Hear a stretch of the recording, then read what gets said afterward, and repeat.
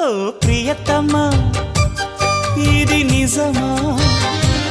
ఈ పరిచయం ఒక వరమా ఇది మనసు పడిన విరహ వేదన తొలి ప్రేమలోని మధుర భావన